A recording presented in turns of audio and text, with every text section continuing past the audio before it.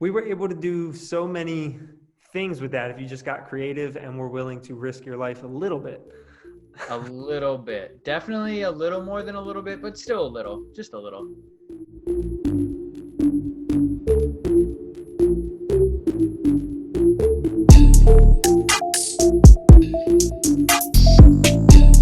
Welcome to this week's episode, the Casually Fit Life podcast. Tyler Fischer here. Anthony Mobile.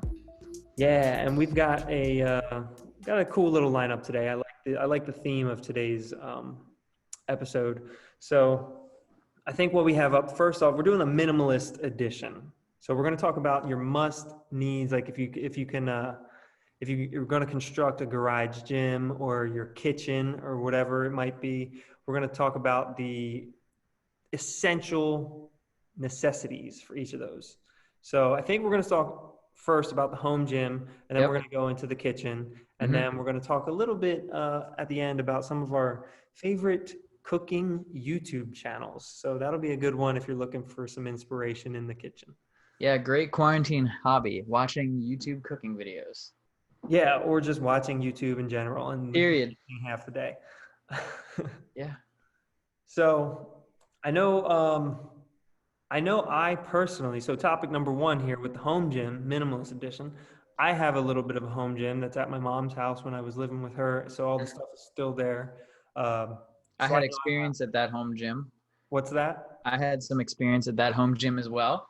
You had some experience at like the backyard. That was a true minimalist home gym. Yeah, let's start there.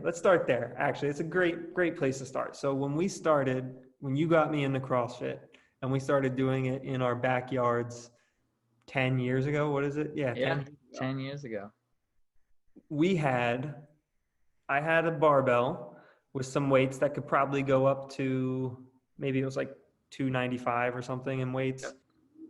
And maybe there was a dumbbell involved somewhere? I don't think so. I think it was a kettlebell. Oh, a kettlebell. Okay. So and we had a kettlebell and a barbell. And a weighted vest. Okay. And that's it. That was it? That's it. And how many, we were able to do so many things with that if you just got creative and were willing to risk your life a little bit. A little bit. Definitely a little more than a little bit, but still a little. Just a little. So the craziest thing I remember with that was when we would do back squats. Do you remember this? Yes. I remember doing it two different ways. The way I remember is we would have two of these old rickety wooden kitchen chairs. Yes. And we would put them back to back with enough space for you to get in between. Yep. So put the barbell across the backs of these kitchen chairs, and you had to squat down to get them up out of there and then step back. And it's a half rep extra. Yeah, which is fine, but it was just, I can't believe we trusted those chairs, to be honest with you. I would say that we didn't have a choice, but we definitely did. It was fine. Yeah, definitely. The other way I remember is that we started there and then we just threw on weights on the side, one side at a time. Oh, yeah. So that was sketchy. It's not necessarily recommended, but no, we did work out that way with just those three pieces of equipment. And then getting creative with some other stuff. I know we went for wall balls in CrossFit. You do these wall balls where you squat and throw the ball up. But we didn't have a medicine ball, so we put the weighted vest in a backpack and did it that way, which is, I thought that was pretty good. I thought it was great. Yeah, it was great. And we did that for what? How many months do you think we did that? So our initial goal was to RX 3 workouts in a row. Yeah. And then we'd buy some CrossFit clothes. And I don't know, probably about 6 or 8 months. That's what I think too. I was going to say 6, 7, maybe 8. Yeah. Mm-hmm. So we got it done. And we used metal plates, by the way. They were not bumper plates. Oh yeah. All metal. All metals. A lot of divots in the yard from dropping the bar. Yep. And when you don't want to drop a metal weight on your friend's mom's garage because you squat clean and fall, you fall over slowly backwards. That's fun too. Man. So we did pull-ups. We used swing sets. We used trees. We used a clothesline. Yep, a clothes, it had a metal frame and then the wires are in between, so we used the metal frame. Yes. So that's what I was going to get at. Like with just those three pieces of equipment and then just being creative with where you're going to do a pull up. Obviously, push ups, you don't need anything. Sit ups, you don't need anything.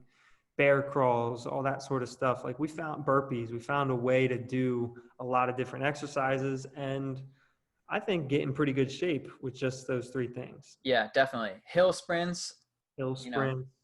we didn't even do as many exercises as I would think of now, now I that know. we're 10 years down the line, but like plate ground overhead, you could have done like single arm plate snatches or we did Turkish get ups with the barbell. Yeah. I mean, think about this. We could have pushed a car too. That's right.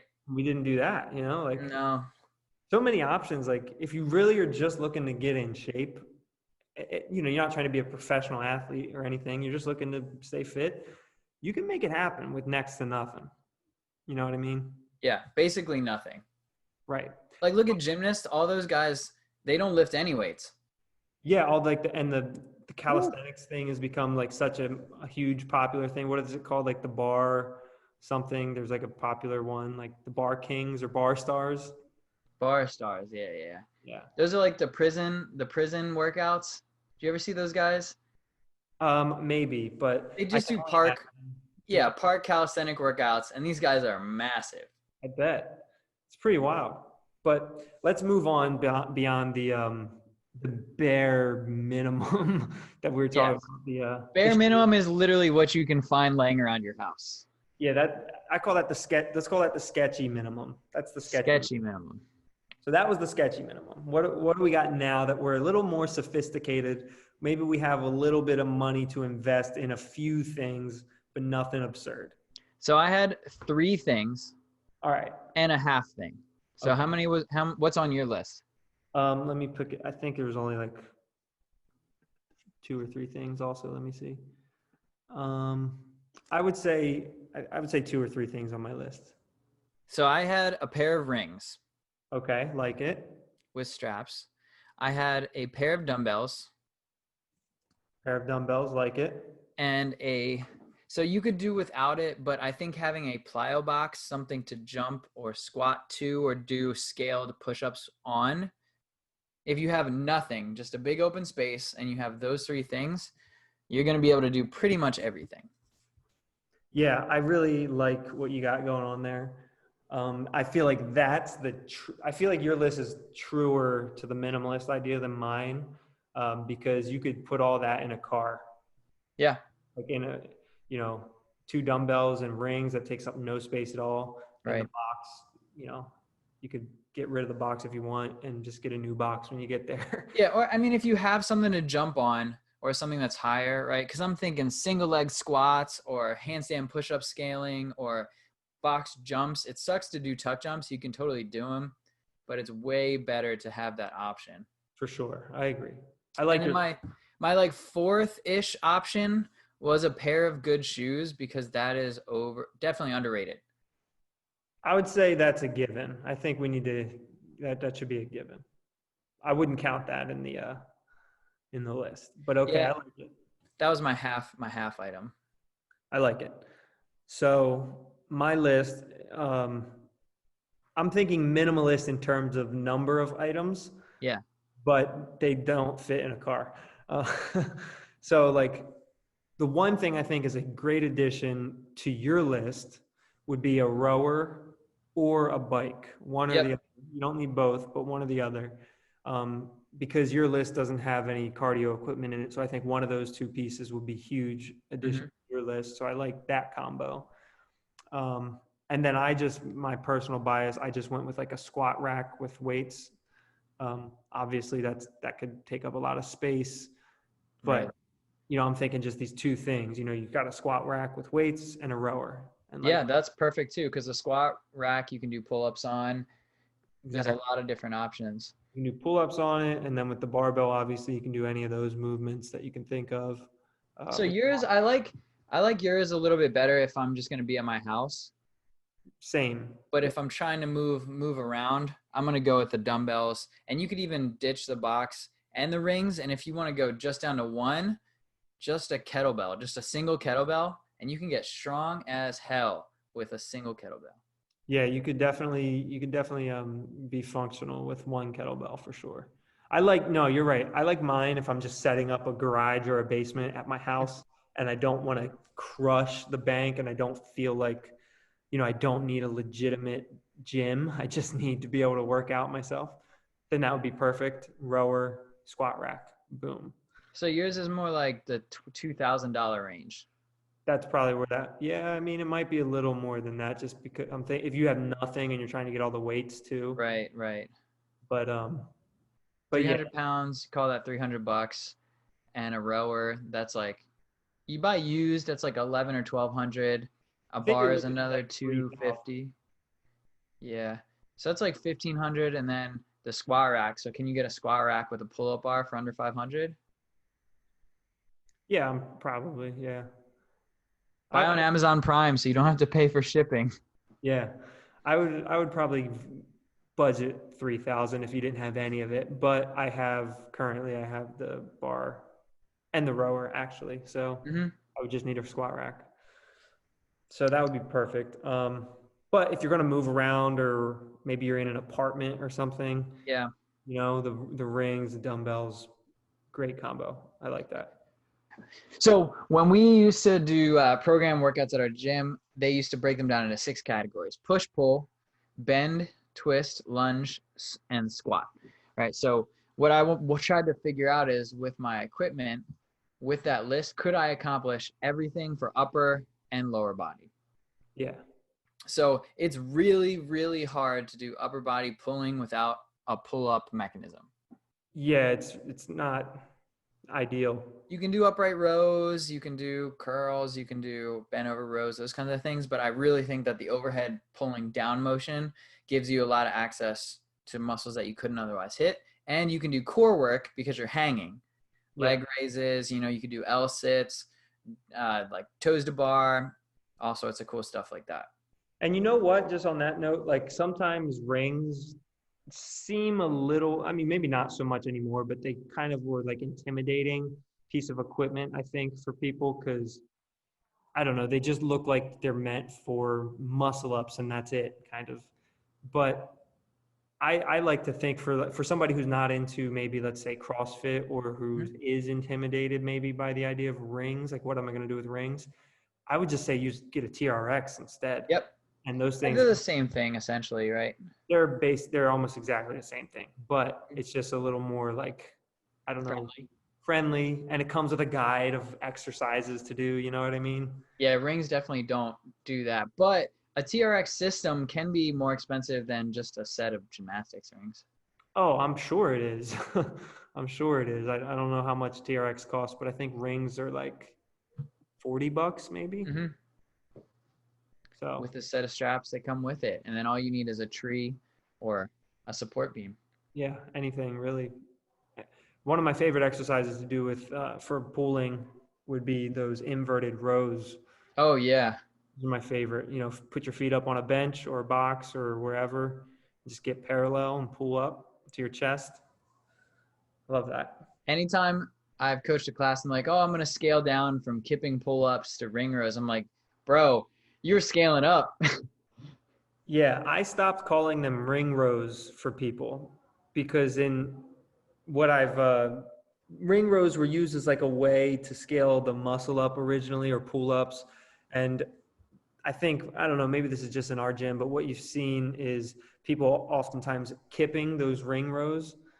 Ah, Yeah, like using their hips to kip them and whatnot. So I stopped calling them ring rows because people again were thinking that they were easy, and I would try it first saying, well, then you must be doing them wrong. But mhm. instead, I just decided to call it a new movement, call it the inverted row, and I'll just Call it the thing that it's been called for like probably 50 years before the CrossFit ring row term.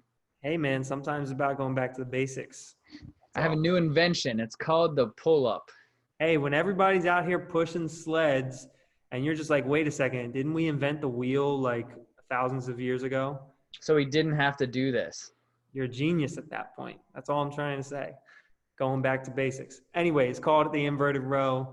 Yeah. Show them that it's like the ring row, but I want you to keep your body real stiff, no bend at all, strict pulling. make it harder by putting your feet up on something. And then all of a sudden everybody's like, oh my God, these are super hard. They're really hard. And then what you can do is put your arms in like you're doing a ring row. You bring your elbows down, and then you do like a bicep curl, or you do a bicep curl from here with the rings. Oh man, it's super great. Give it a shot. I never did that one. I like it though. So I'm going to call level -1. Just find shit that's laying around your house, pick it up and put it down. Yeah, I like it. -1. That's -1. Yeah, which you can get super fit from because people have been doing that for a long time. Pick up some rocks. At the end of the day, look, you can really just go for runs, do push-ups, some body weight squats, and some sit-ups. Do you know the One Punch Man? Have you seen the anime One Punch Man? Haven't seen it, but I am familiar. Yeah. You know about the 10-kilometer run, 100 push-ups, 100 sit-ups, 100 squats workout? I think I heard of that because of like something I read on Reddit one time. Probably. You should definitely check the show out if you haven't. It's like a cliche, and it's a satirical view on overpowered protagonists. It's definitely a fun watch. Love it. So that would be bare minimum or -1. And then 1 or 0, I'd say a kettlebell, because that's you can just take that anywhere. And then level 1.5, level 2, pair of dumbbells, a plyo box, and rings. If you need to ditch something, ditch the box. And then I like level 3, and your level is legit pro. Barbell, bumper plates, squat rack, rower, or bike. I would say that's for someone who is a serious fitness enthusiast. Yeah. Who is like, they know what they're doing, and they take fitness and like regimented training, like putting like you get on a squat program or something like that. Yep. If you're that type of person, then that's a good fit for you probably. If you're just I don't know how you would say, like just like a fitness junkie, I guess, or somebody. For some reason, I think of the person who likes to run like 5Ks or like Tough Mudders or something like. Yeah. Then the dumbbell ring combination is a great like strength and conditioning component to your running stuff, Yeah, there was this really cool book by a guy by the name of Ross Enamite, and he was basically that. He was talking about using ab rollers and different things like that, or just weighted vests to do really cool things, get really strong. Yeah. So definitely check that one out. Is there anything you'd put in as an honorable mention? Like if you have an extra $50, what would you spend it on? Yeah, I was actually going to say like another thing, if I was going to buy just one thing and I wasn't worried about, trying to get on a squat program per se, just wanted to get like some gnarly workouts in, could maybe buy like a sandbag. Good call. Yeah. The variable, like the unstable nature of that.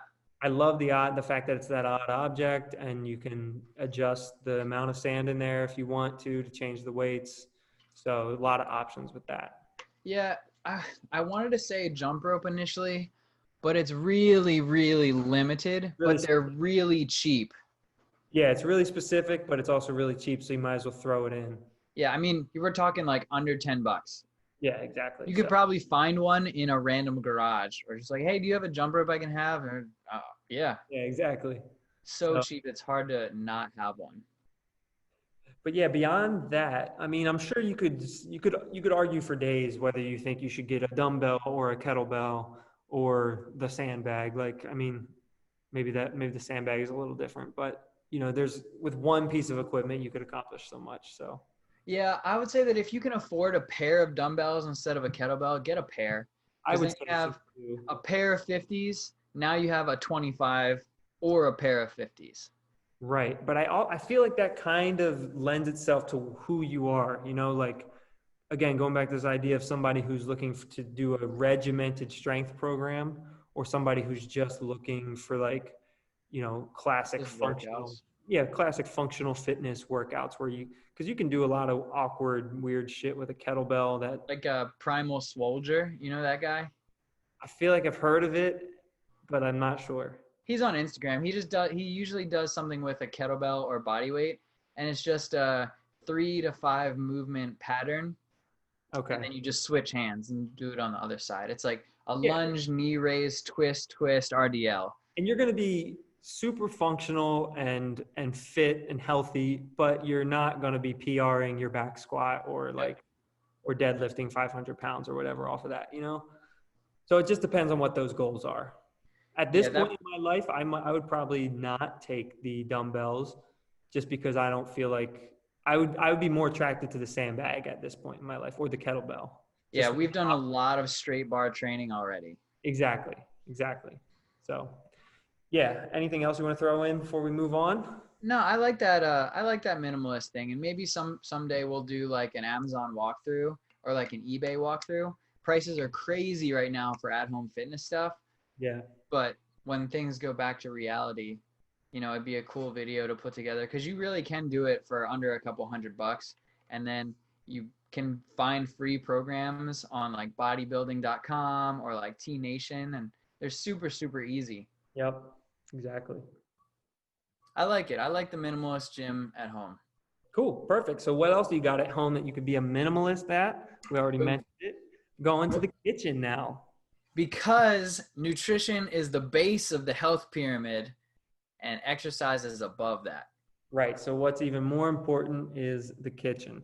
I'm not going to lie, you are 100% about to carry us through this one because my cooking game is pretty shitty.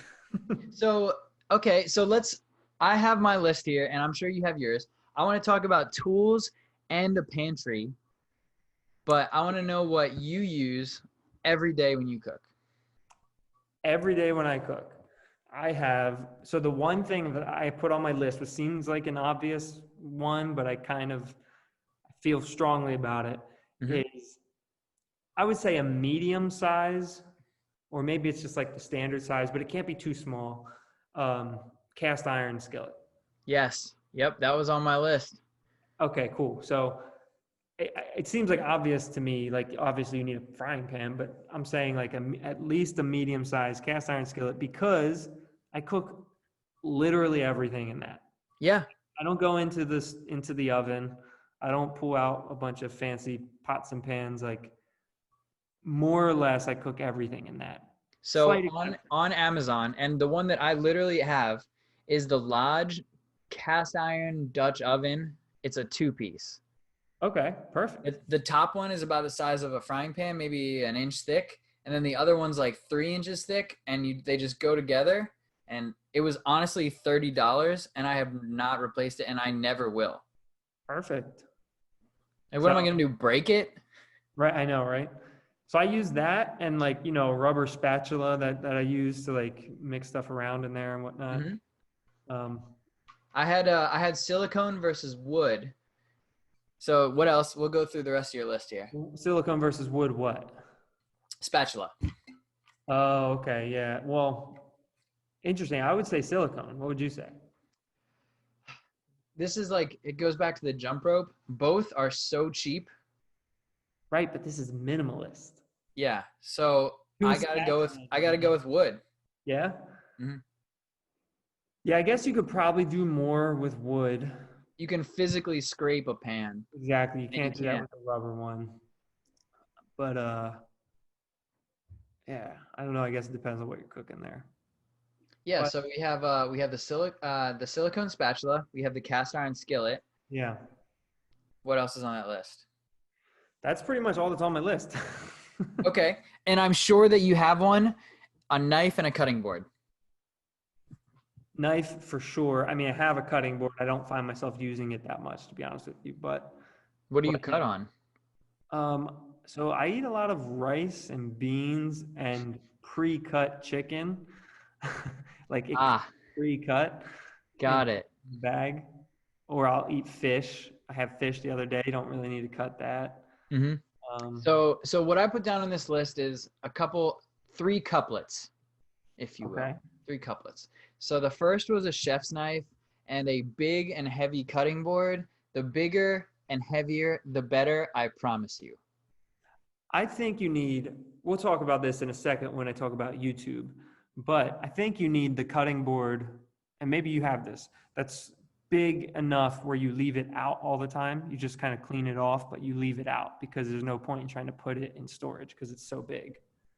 What do you think? Yes. Yeah, I agree. So if you have butcher block countertops, you don't even need that because you have a countertop. There you go. But please, for the love of God, don't cut on anything that's not a cutting board. And glass cutting boards are the worst. Get a wood one.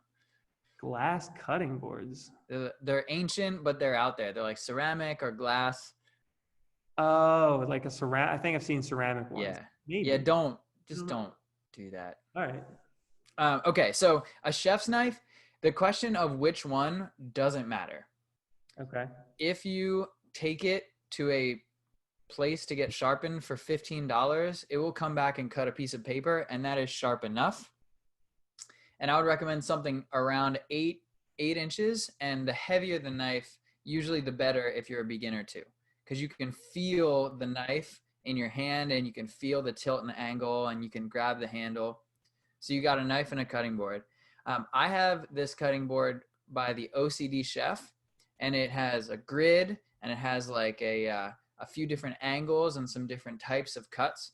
So if I want to work on my cutting skills, I can just follow the ruler. I can make a 30-degree cut. I can julienne, or I can do, different kinds of cuts that has a template on it. So it's cool. That's cool. Yeah, it's a little small, and I leave it on top of my toaster, and it fits exactly on top of my 4-piece toaster. And then I just pull it down, and I don't cut any meat on it, just vegetables and grain, and yeah, I guess that's it. Is there a reasoning to not cutting the meat on there? So I don't like cutting meat on wood because the wood absorbs, Soaks it in. yeah, some of the juices. Interesting. They would probably tell me that it's fine and just wash it, but That's what I would tell you too, but yeah. So the first category is a knife and a cutting board. The second, I had a cast iron skillet as my number 1. And then as my number 2 option, it was a stainless steel pan, or number 3 would be a nonstick. yeah. I do like non-sticks. I'm a huge fan of non-sticks. Which one do you have? Oh, I don't know. It's just a non-stick pan from the store. I don't really know. Is it a ceramic? Is it a green, like a Teflon, a Tefal? No, it's not that. I think it's like one of those stone ones. You ever heard of Oh, that? yeah. Yeah, I don't think it's like the popular brand one, but it's something like that, it's been great. Mm-hmm. But it's small. It's a small one, so it doesn't do. It's kind of rough if you can barely fit like 5 eggs in there at max. I hope the regular person is also eating 5 eggs, because that's how you should do breakfast. Yeah, 100%. So there's this one called, I believe it's called the green skillet, and that one works really well. Familiar with that one. So stainless steel sucks if you're not willing to learn to use it, just like cast iron. Yeah, that sounds horrible. I don't want to. So when you put a piece of chicken on, if you try and pull it up right away, it will stick completely to the stainless steel skillet. If you let it cook the right amount of time, comes up super easily, and then you just flip it. So you have to actually pay attention. Versus something like a Tefal or a nonstick, you just slide it around the pan the whole time. Yeah, I don't like to pay attention when I'm cooking. It doesn't take too much to learn it, but you have to pay attention at the beginning. Otherwise, you're like, wow, literally everything sticks to a stainless steel pan. Yeah, that's what I'm imagining in my mind right now. Is everything. Do you cook eggs in a cast iron skillet? I have, not always. I mean, if I'm just cooking eggs, I'll pull out the nonstick. If I'm I pretty much only cook eggs on a nonstick. Yeah. Only if I were cooking like, I was heating up my chicken and rice and beans in the skillet, and if I wanted eggs also, I wouldn't get a new pan out. I'd just make it work. That's a secret life pro tip we got there. Instead of throwing stuff in the microwave, throw it in the skillet for like 2 minutes. Way better. That's like my whole life. It's so much better. I thought that was cooking. That's not cooking. Yeah. People microwave it, but you make it in a big batch and you put it in the fridge, and instead of just throwing it in the microwave, you get a little that caramelization. That's what I do. Yeah, it's so much better. 100%. Yeah. So then I had a pan. Cast iron's nice because it's super cheap and it's heavy and it holds a lot of heat, and you can have a bowl or you can have a pan. Then the third one was a stock pot and a silicone spatula or a wood spatula. That's your choice. Nice. You got What's to a be able to stock make pot? some soup. I'm sorry. What's a stock pot? Think of what you'd what you'd boil rice in Oh, okay. I just use a pot, like a regular pot. with like a handle to the side. Yeah. Yeah. So if I'm talking minimalist, the stock pot's 8 quarts, handle on each side with a lid. It Uh, doesn't even need to have that fancy strainer thing because I literally never use that ever. gotcha. But it's nice because you can take bones, put them in the stock pot, boil water, add salt, and then you have stock Hmm. to save some waste. Yeah, and that's like super rich in gelatin, or it basically turns into like jello, but it's savory jello. Hmm. That's intriguing. Yeah, that's your collagen, right? So it's good for you. So now that you got your tools, we got the pantry. So what's your most used seasoning? Oh, seasoning. I love it. I only thought of tools when I heard this topic. I didn't even think of seasoning. I mean, most use is Hmm. going to be salt for sure. What kind of salt do you buy? I typically just buy like the standard, like, in the blue bottle, iodized salt. Hmm. If I'm feeling fancy, I'll get like that pink salt. But Oh, okay. yeah. So I want you to buy neither one of those, and then I want you to get kosher salt. Okay. It's usually in a red box. Like it. So kosher salt is coarser and slightly bigger, but not quite as big as that pink salt usually. Okay. Now, the cool thing about it being coarser is that it's gentler on the flavor, so you can add more salt and I'm in. the impact. What? I'm in. It's Yeah, and the impact is slower, so you have more fine control over the level of salt. Like as soon as you pour that iodized salt in, they're so small it gets in every crack and crevice of the food. That's right. I do like the reason why I like the pink salt is not because of anything, like not because it's pink or I heard or read anything. I just like to be able to grind it. Mm-hmm. You know what I mean? Like I like how that it's freshly like ground onto it. I like that. I don't know if it Yeah, makes a difference in the flavor or yeah, not, it makes no difference. but I just like that. I feel like I have more control. Yeah. So what I would recommend too is a pinch bowl. So just pour a bunch of salt in a bowl and just leave it next to your kitchen area, and you will be a better cook immediately. I promise. Well, again, going back to my guy I'm going to bring up on YouTube, he preaches the pre-mixed kosher salt and pepper Oh, really? in a bowl like that. Yep. Okay. That's interesting too. So the second one was whole black peppercorn because this one makes a difference if it's fresh cracked for sure. Yep. And that's so funny because this guy, he also does that too. He like every video he's either doing freshly ground black pepper where he'll do it, Hmm. or he's doing the pre-mixed kosher salt and pepper. Nice. Or the other. Yeah, so I will warn you, it is way pepperier when you freshly grind it in. Yeah, I've Like done that too. Yeah. way pepperier or spicier. Yeah. But you can also cook with whole peppercorns too, and then it makes a nice addition to the flavor. It gives you a little texture. So after those two, do you have like a couple go-tos from there? Yeah, a couple popped up since you mentioned just the seasonings. My favorite seasoning for meat is Montreal Ooh, chicken or steak, obviously whichever one you're using. I don't think it really matters, nice. but if I'm cooking chicken, I'll buy the chicken kind. But you can interchange them. I'm pretty sure it doesn't matter. But I love that on my chicken. So Do you good. know what's in it? I have no idea what's in it. Never looked. I was just like, this tastes great. So have you ever had that? Yeah, it's delicious. So I Um, like that. And then the other one I would add, I mean, now you just going down the rabbit hole here with yeah, condiments and stuff. Cause I was going to say some Sweet Baby Ray's. those are two things that we don't keep in our house. Yeah. Yeah, I the last couple times we made pulled pork, we use Sweet Baby Ray's, and it's just like a little too soggy. Uh, I'm a big fan. I dip into it. That's a solid move. I always put it on the side of the plate and dip in. Nice. Yeah, Yeah. Sweet Baby Ray's is exceptional and delicious. Yeah. And barbecue sauce is a hard flavor to get right. Yeah, and they have different options. Like their sweet Vidalia onion, I believe, is the one I like. It's so good. Nice. So good. So you're basically having my next ingredient with sugar. So you should keep salt, pepper, and sugar. Okay. And then I also put flour, Mm.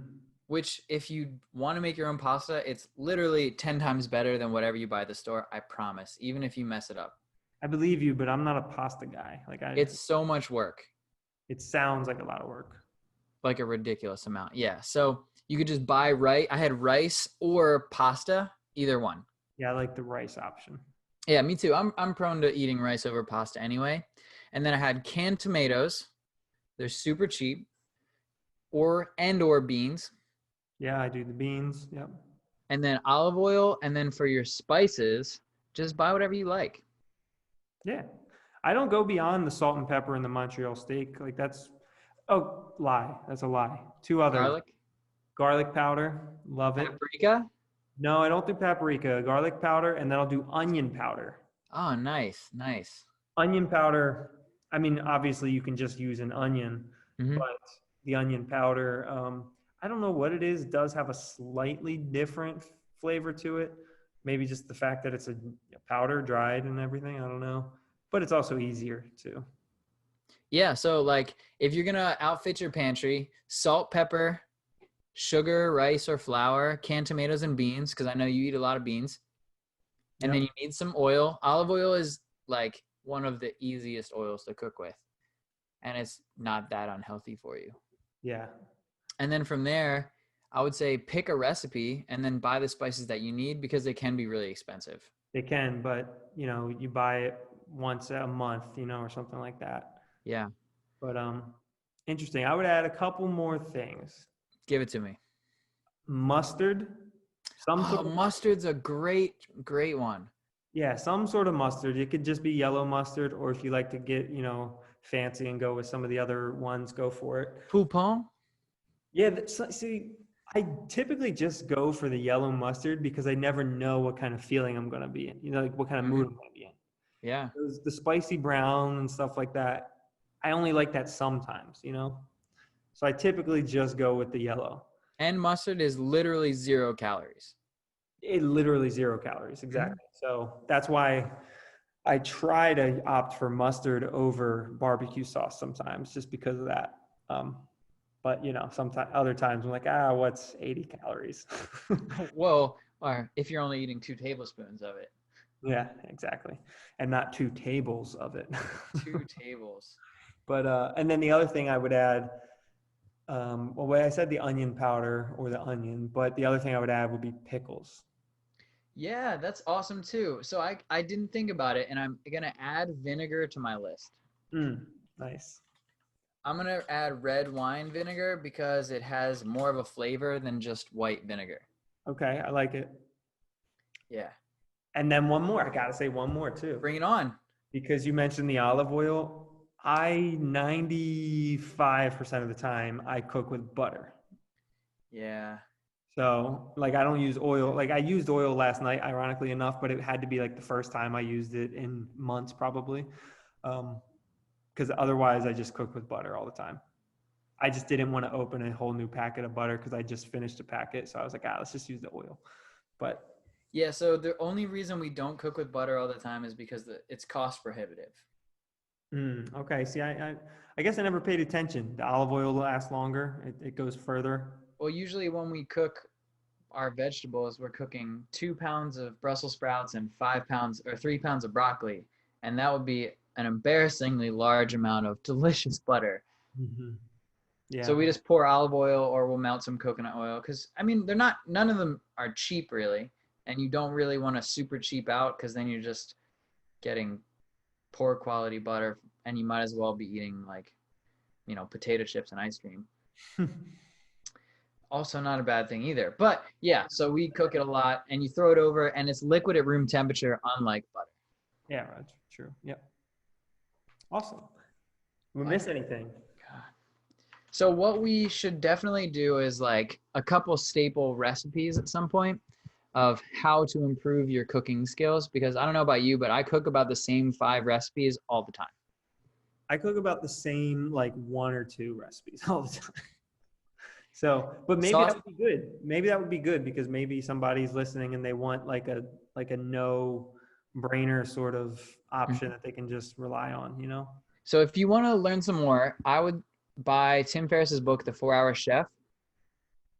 And there are a lot of really cool stepwise approaches to learning how to cook. And he even has outlined of the basics, but his basics are more advanced than mine.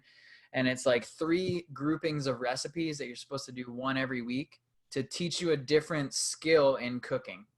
I like it. Yeah, and it tells you that there's like a midterm and a final, and it's host a dinner party. Oh, there you go. That's pretty cool. Yeah. I just like hate cooking pretty much. So, but maybe maybe if I'm better at it, that would make me like it more. Just throw a pinch bowl of salt next to your stove, and now you're a better cook. Perfect. I love it. Okay, so on the topic of cooking, then let's go on to, we decided to bring up our favorite YouTube cooking channels. Yes. I watched like 3, I think 3 or 4 maybe on like a semi-regular basis, but I just wanted to go with just one basically.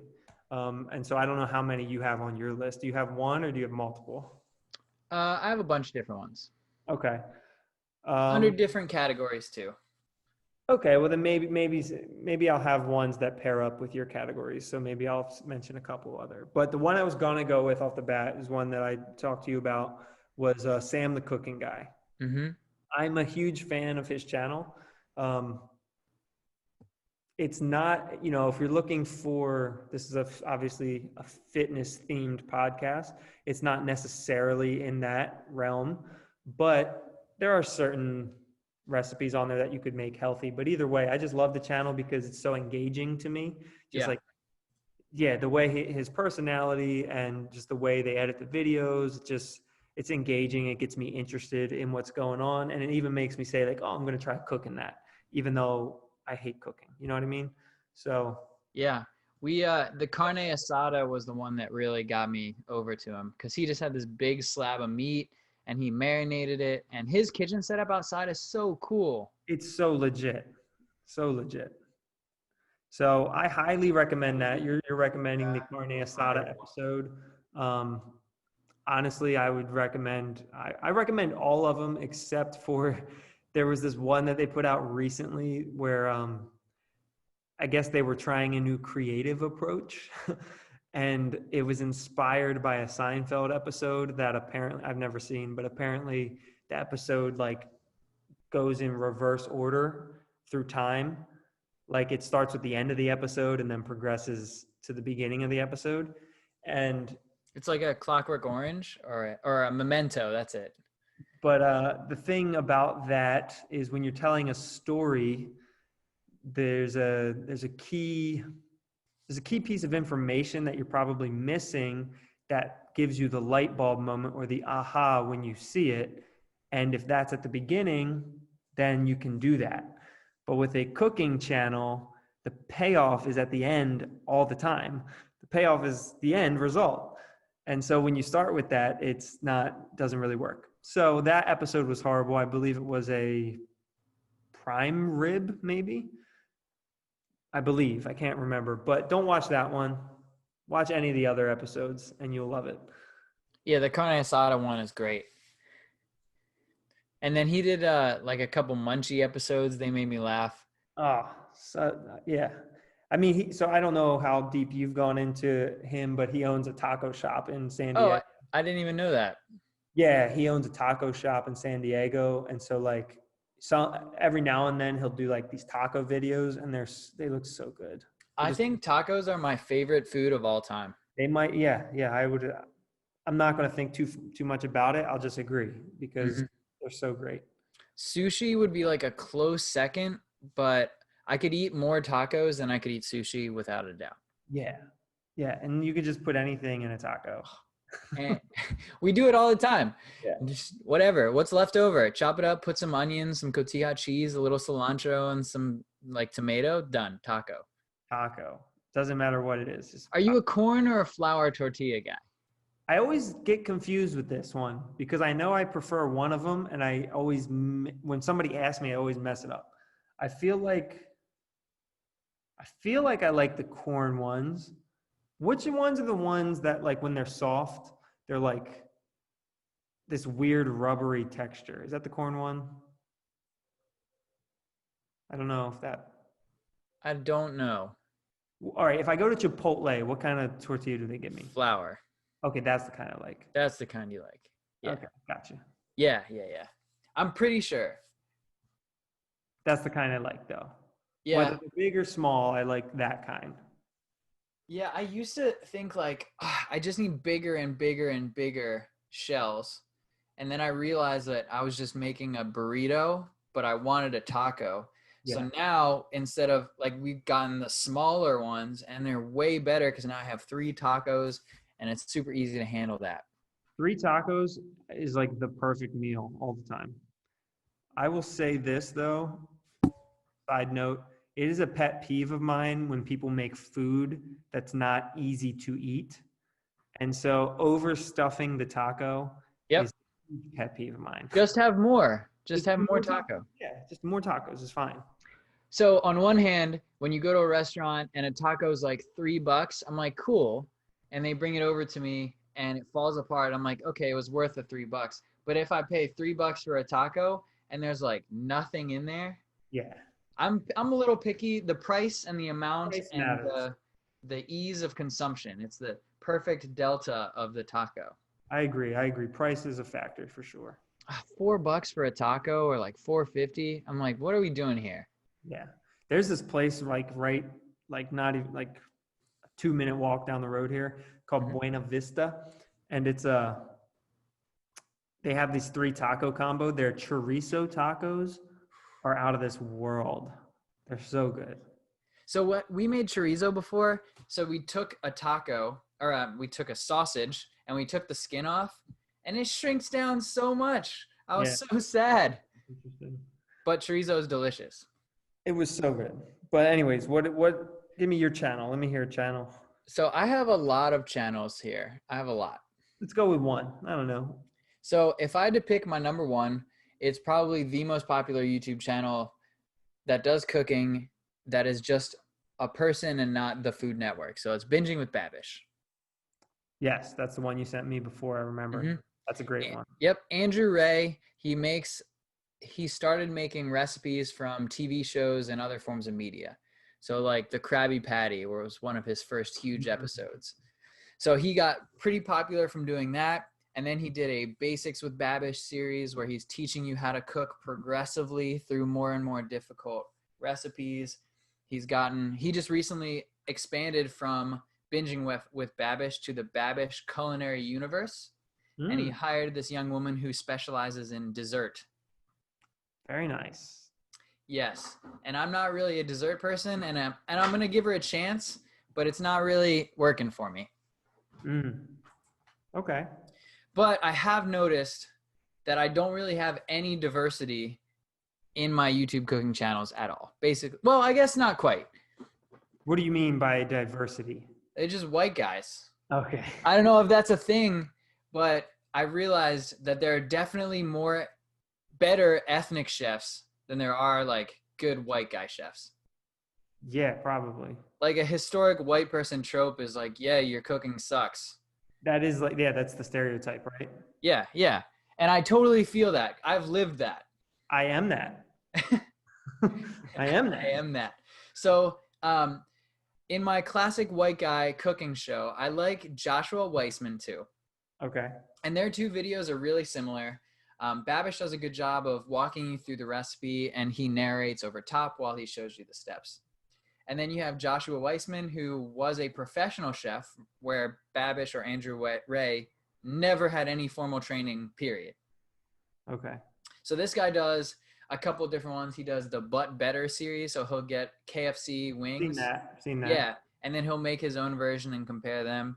And of course, it's cheaper and better to make your own. And then he does But Cheaper. You know, you have the steak recipe that you get at a restaurant, and then he'll cut the price in half or make double or triple or quadruple the amount for the same price. So he's fun to watch too. And then actually, I have this other book called The Food Lab, written by J. Kenji Lopez Alt. And his parents were like scientists and chemists, and he became a food scientist after going to MIT. All right, can we stop there for a sec? How do you feel about food scientists?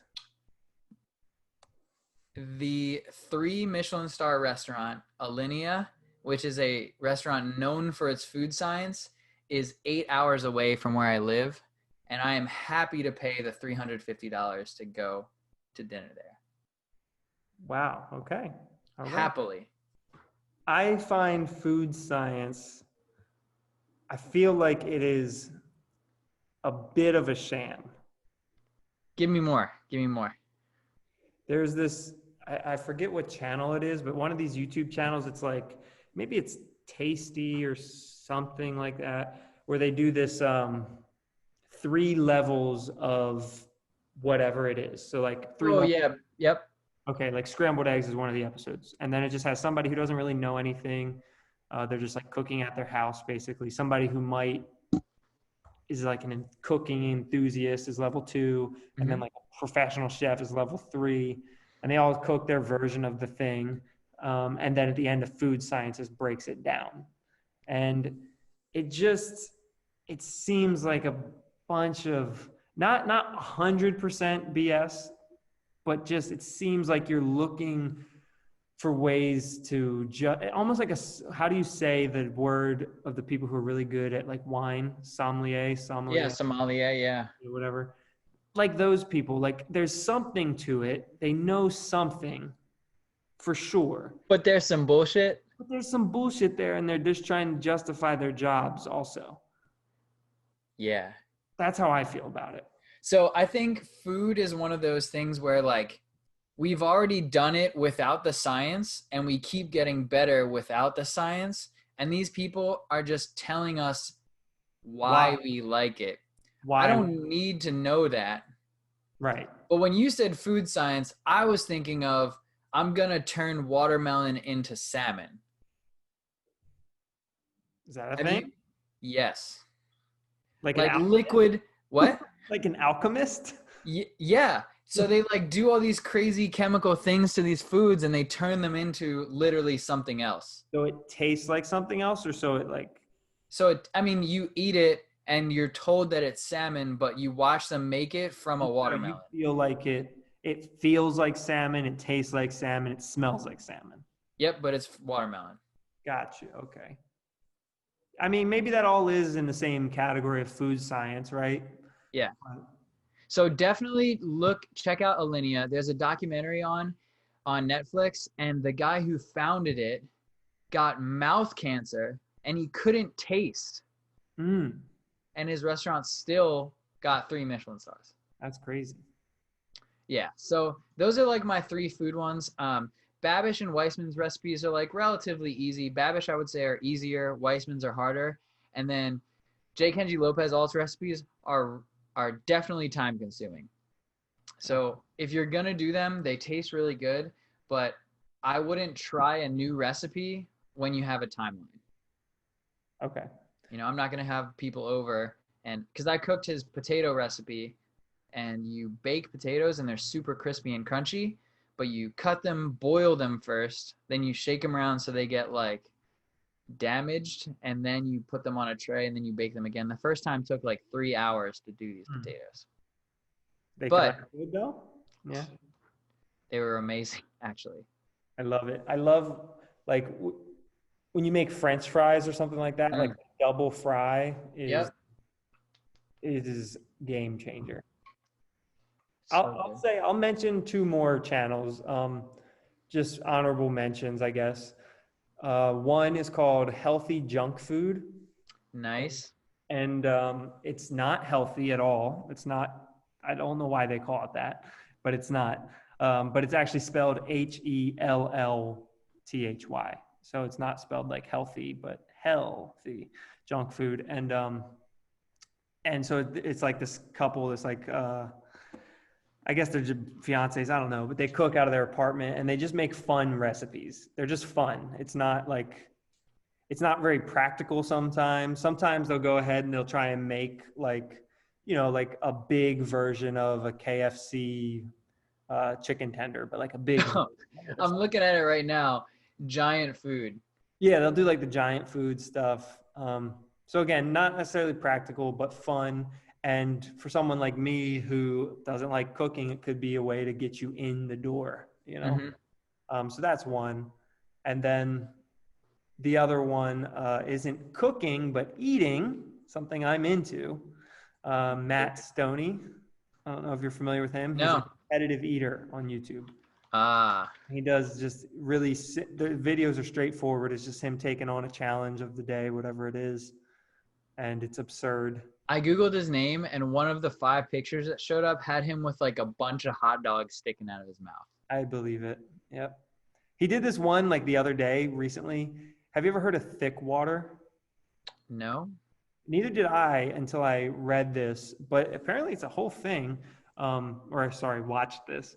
But thick water is this water that is for people who have trouble swallowing. I don't know. Oh, I've never even heard. yes. All right, Yes. sounds like you might know about this because I've never heard of this. But apparently it's like what it is. It's thick water, like viscous water. I don't know what they put in it. But he did a challenge where it was like a 2-liter chug challenge of that. Oh, God. It was so gross, but I think he did it in 11 seconds. Oh, no. 2 liters. He's sucking it down. It was pretty wild. Yeah. Yes, I'm familiar with this because I lived with a grandparent for a little while, and she would put thicket in her things. Very creative name, but Yeah.